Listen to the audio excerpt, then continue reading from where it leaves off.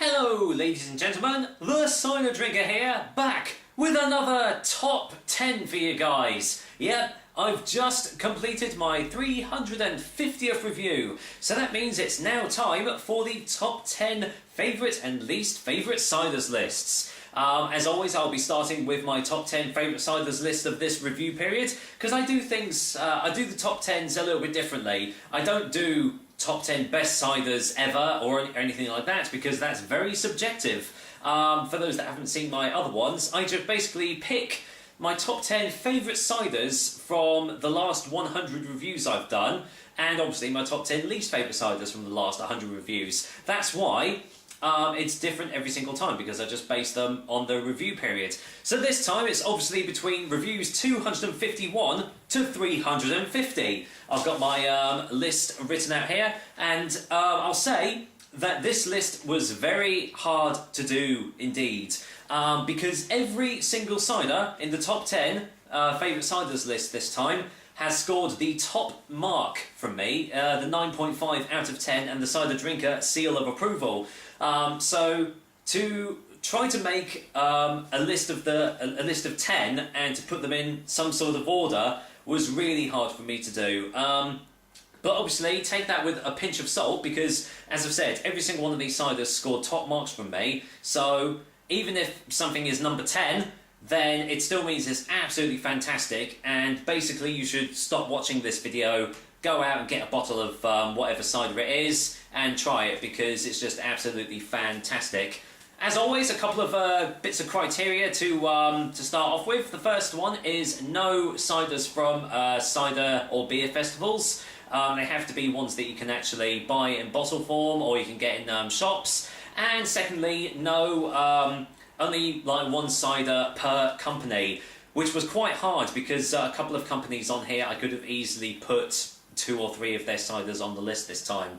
So with that said, before we get into the top 10, it's obviously the 3 honourable mentions first, and the first honourable mention goes to Dorset Nectar's Old Harry Rocks.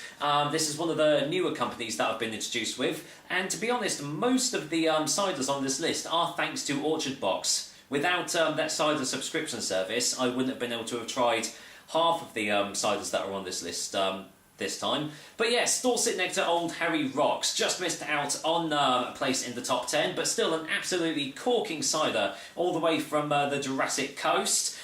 Just really, really lovely, lovely complex flavours in this one. Nice smoothness about it, and just overall very good package indeed. So keep an eye out for that. Dorset Nectar's Old Harry Rocks. The second one is another new company to me. It is Beard and Saber's Berry Master, which listed itself as a fruit cider, but damned if I think it was a fruit cider. It didn't look like one, and it kind of didn't taste like one either. It had really nice, subtle strawberry and raspberry notes, but it was mainly predominantly all about the apples, which, if it is a fruit cider, that is how it's done right. And coincidentally, I could have easily put the other cider that I've tried from theirs, the Dark Raven, on the honourable mentions list, because that also scored a 9 out of 10 as well. So yeah, a really fantastic company, and I'm looking forward to trying out their Blackbeard, which I have in my cider fridge ready to review for next time. So there we go, Beard and Saber's Berry Master. And the final honourable mention is one you can actually go out and buy from your local Sainsbury's store right this very minute, and that is Henny's Vintage. Yeah, out of all the shop-bought vintages you can get, I would easily say this is the best one. It's just really lovely, rustic, tannic, dry. Generally, the Henny Cider Company do some really good ciders, especially for ones that you can actually buy in the supermarkets. And as I said, you can go out and get a bottle of this for probably like £1.99, something like that. Which, for the flavours and the taste that you get from it, are absolutely sensational. So keep an eye out for that in your local Sainsbury's store. That's Henny's Vintage. So there we go, that's the honourable mentions done. So how about we start off with the top 10 favourite ciders list of this review period, starting with number 10. So yeah, as I said, number 10, and it's a fruit cider, which I know some people will find quite surprising because, you know, some people don't class these as ciders and there's still debate going about. But the way I see it, I class something as a cider pop if it's not using like the fresh fruit, if it's got like, you know, the juice concentrates, and just added sugars, sweeteners, you know, the general crap. If it's generally using fresh ingredients, I don't see what the problem is. And to be honest, this was easily one of the best fruit ciders that I've tried, well, ever. And that is Mate's Magpie. Yeah, this one absolutely blew me away with it. So with its freshness, its complexity for a fruit cider as well. You could still taste the appley goodness in it, and for a fruit cider to do that, you know that it's definitely doing it right. I've really enjoyed all of the ciders that have come from the Mate's Cider Company so far, and well, for their Magpie to make the top 10 list, it's obviously a good sign of things to come. So number 10 is Mate's Magpie. Number 9 is another new company. In fact, I'd never even heard of this cider company before I actually got it in my orchard box. It's Worley's Mendip Hills. Now, funnily enough, I could have easily have put their Harvest Moon on here as well, because that also scored top marks for me. But I decided to go with Mendip Hills because it just had a more of a robustness about it. It just stood out to me a little bit more than Harvest Moon did. But as I said, Harvest Moon also got top marks from me, so that's no bad thing at all. But generally, I've tried 3 of their ciders so far, and they've all been absolutely fantastic ciders. But out of all of them, I would say that Mendip Hills was the one that I enjoyed the most, and that's why it took my number 10 spot on my top 10 favourite ciders list. So there you go, Worley's Mendip. Number 8 is another vintage. And I would happily say that it's probably the best vintage I've ever had. And it also comes from one of the best cider companies out there, in my opinion. It is Perry's Vintage. Just, well, sorry Thatchers, sorry Hennies, sorry Westerns, or any other vintages that I've tried. This one just knocks you all out of the ballpark, I'm afraid. This is how a vintage cider is supposed to be. Just deep, tannic, dry, oaky, woody, all those characteristics are just, boom, right there in your face. And basically, Perry's are just an awesome cider company. I've had so many good ciders of theirs, and I've actually got their oak, pear and apple to try for my latest orchard box. So I am very, very much looking forward to trying that. But if you do get the chance, then seriously, try out Perry's Vintage, because if you do like the vintage style of cider, I would easily say that this is probably my favourite one out there at this moment in time. So, and I do believe that the Perry's made my number 3 spot on top 10 cider producers last year, so it just shows you the quality of drinks that they do. So there we go, Perry's Vintage in at number. Number 7 was quite a surprise for me because the label and the name of this particular drink just made it sound like it was going to be a really cheap, nasty one.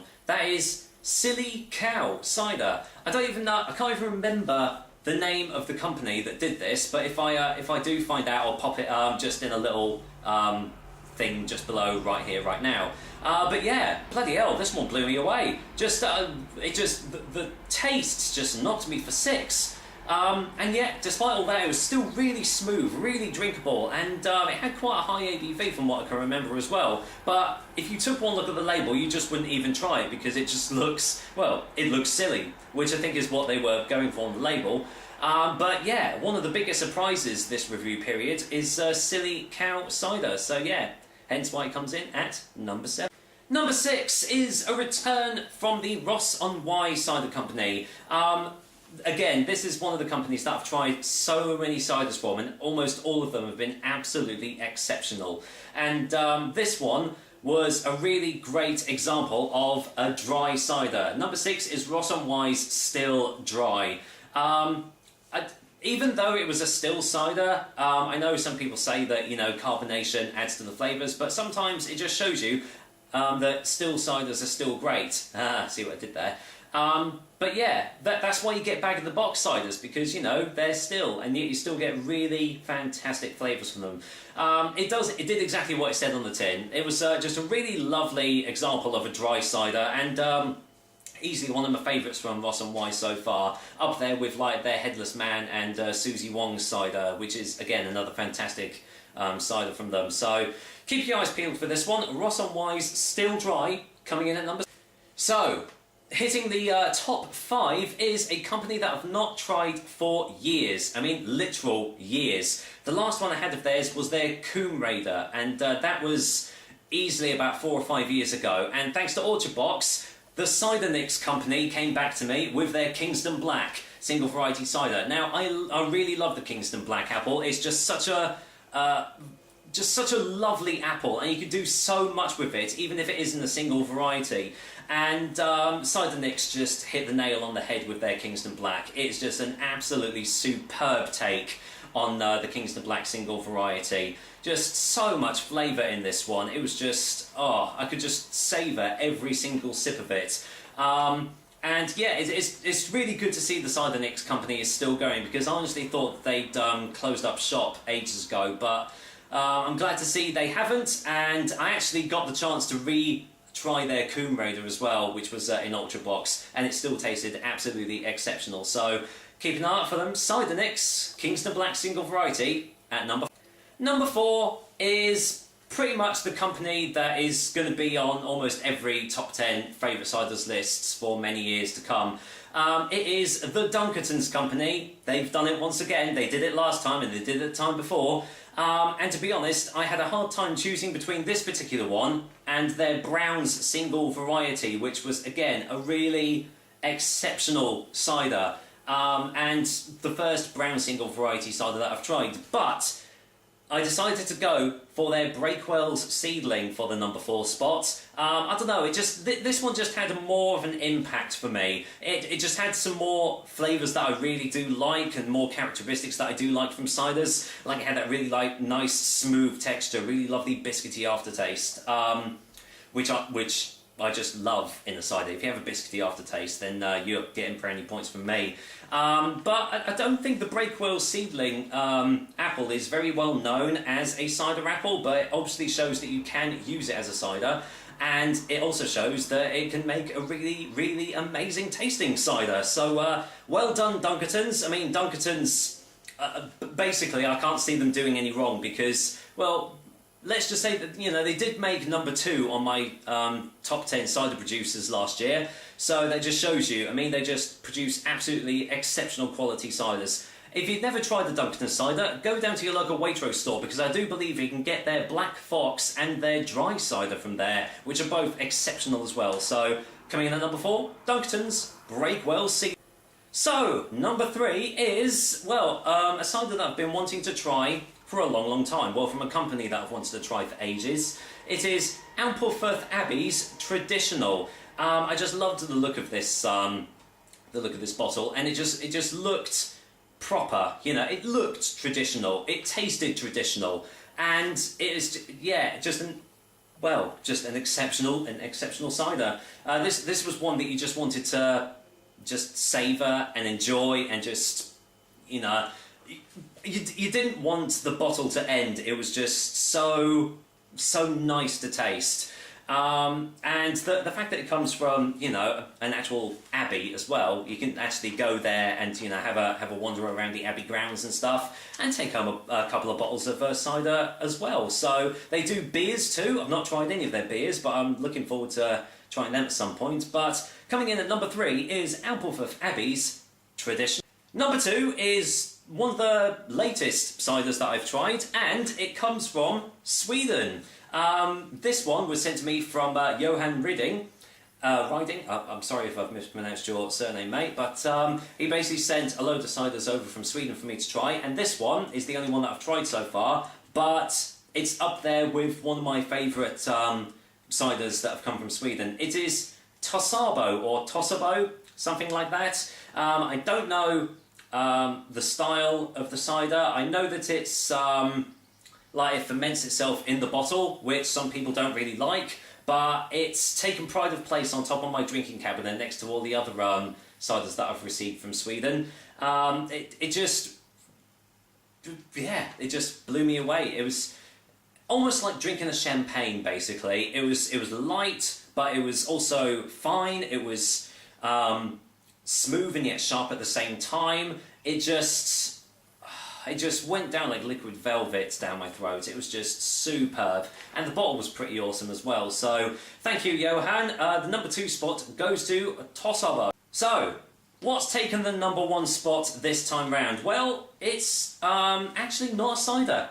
It's a Perry. A Perry has taken the number 1 spot. And it's from a company that I didn't even realise existed until Orchard Box came along. And it's got a very, well, I'd say pretty generic name actually. It is Orchard's Blakeney Red Perry. My God, what a drink. This was biscuit overload. And as you know, I really do love biscuity aftertastes, but this had it in bucketfuls. But not just that, it had so many other complex tastes behind it. It started off sweet, ended up dry, it was smooth, and yet it was rustic as well. You just had all these lovely complex flavours in here, and it's all from a single type of Perry pear as well. And to get so much flavour out of one type of fruit is just absolutely astonishing. And companies that can do this obviously know what they're doing, and well, the Orchards cider company definitely do know what they're doing. Sadly, I've not tried any other of their ciders, but if I do get the chance to, then I'll take it up like straight away, because yeah, it just goes to show you, Orchard's Blakeney Red Perry has made my number 1 spot quite easily. This was the only easy decision from me in this reviewing session, because it just blew me away so much. I was like, yeah, this is definitely top 10 favourite ciders list material. So, there we go. That is the top 10 favourite ciders lists of this review period. If you've not seen any of the reviews, then I will probably put links into the description. If you've not tried any of these drinks before, then stop watching this video and go out and try them, because they're all absolutely bloody fantastic. So, what's the next 100 reviews going to hold? Who knows, but I'm sure we'll see some familiar faces on it, and I'm sure we'll see some new ones as well. But for now, that's the favourites out of the way, so you know what's going to come next. It's the least favourites. Oh boy, we're going to have fun with that one anyway. But for now, that is the Cider Drinker signing off, and I'll see you then. Take care, guys. Until next time.